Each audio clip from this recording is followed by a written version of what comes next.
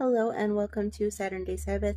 I am Reiki Master Sharon, and today I want to talk about a little bit about what I've read in the Golden Dawn. There was this passage, and it was just very profound to me, and I want to try to express my thoughts on it and how I've been kind of mulling it over within my own mind over the past week or so since I've read it. But basically, it was saying that sometimes people aren't going to be doing things the way that we think that they should, or they may be doing things in a way that we may perceive as being a weaker expression of a way that they could handle it. And the passage basically says not to despise people for potentially being weaker than you or doing things in a way that you feel could be handled better from a higher perspective. And it also talks about being aware of being self-righteous and speaking negatively about other people, because this can entangle us in trouble. And it seems like it would be a very cut and dry, clean thing to do, to be like, oh, well, what someone else is doing isn't my business.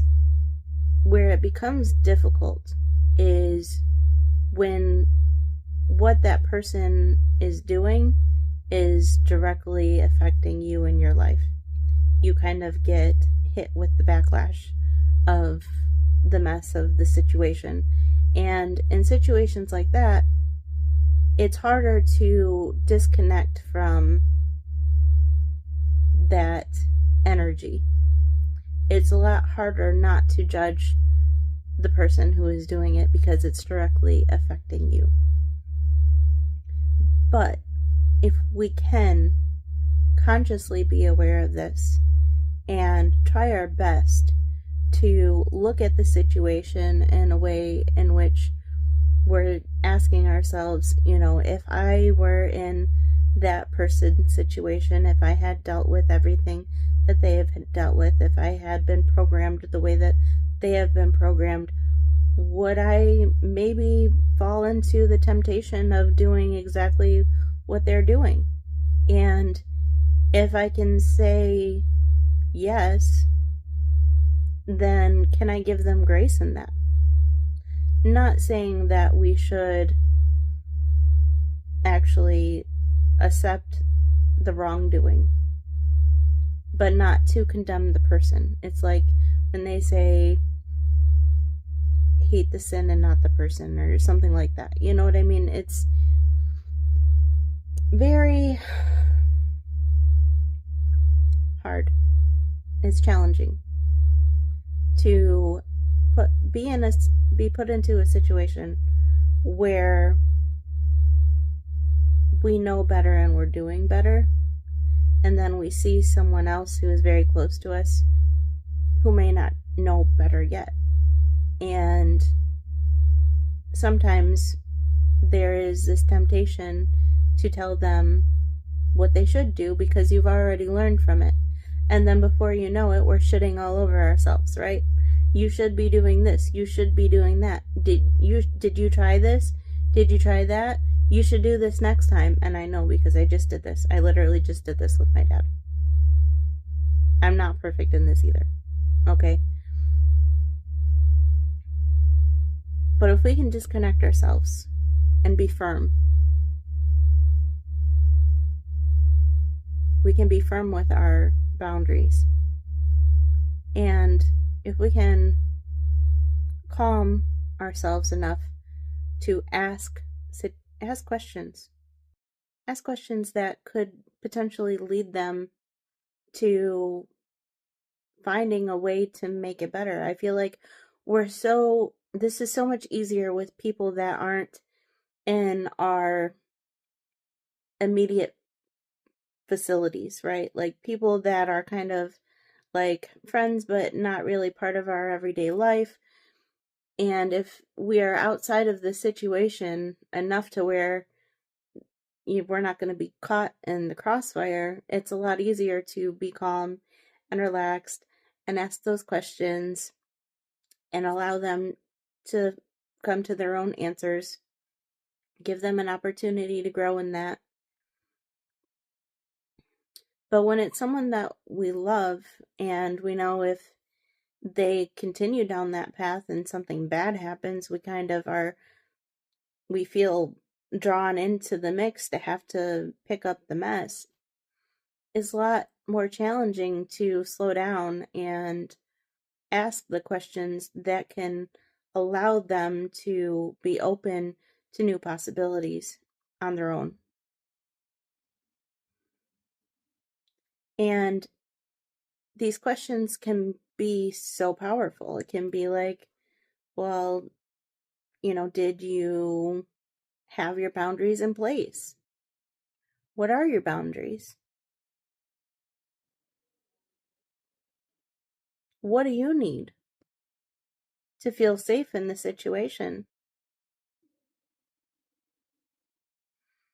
Because there's a lot of frustration that can come up when we don't know these answers, when we don't have things put in place to protect ourselves, when we have limited beliefs that make us think that the way that we need to do things to feel safe isn't available for us. That's not how it works.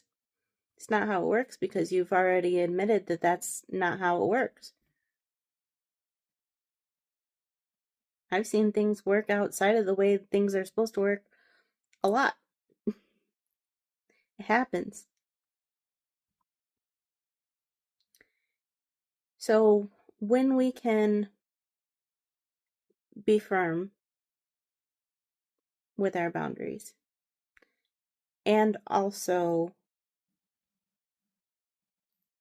be compassionate or considerate, then we have kind of a power to really make a big impact. It requires us to slow down and to separate ourselves from the situation a little bit.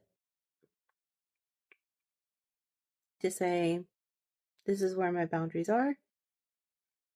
I am willing to assist you in this to this point.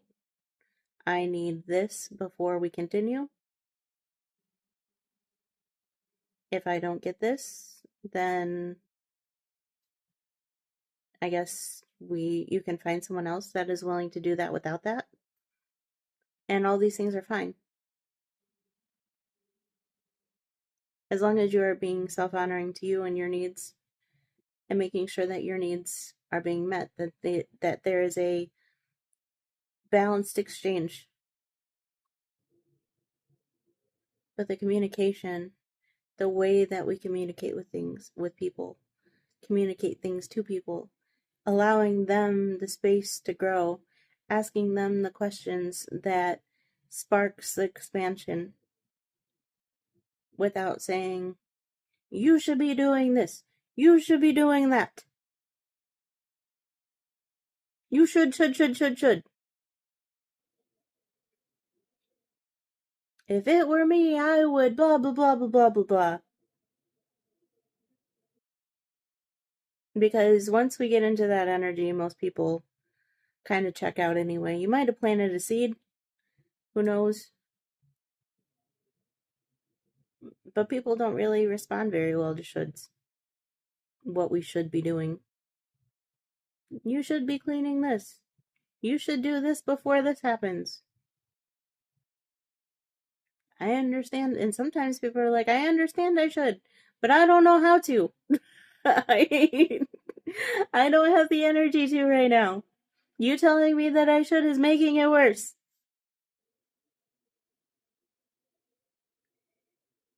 And I'm not perfect. We aren't perfect. We're human. We're doing the best that we can here. But I do believe that if we can become aware of it and we can challenge ourselves to be better at it, that things can come together a lot more peacefully. And there will be less issues and less frustration. So, that's what I have for you guys today. If you like this content, please like, share, and subscribe. And I'd love to see you next week.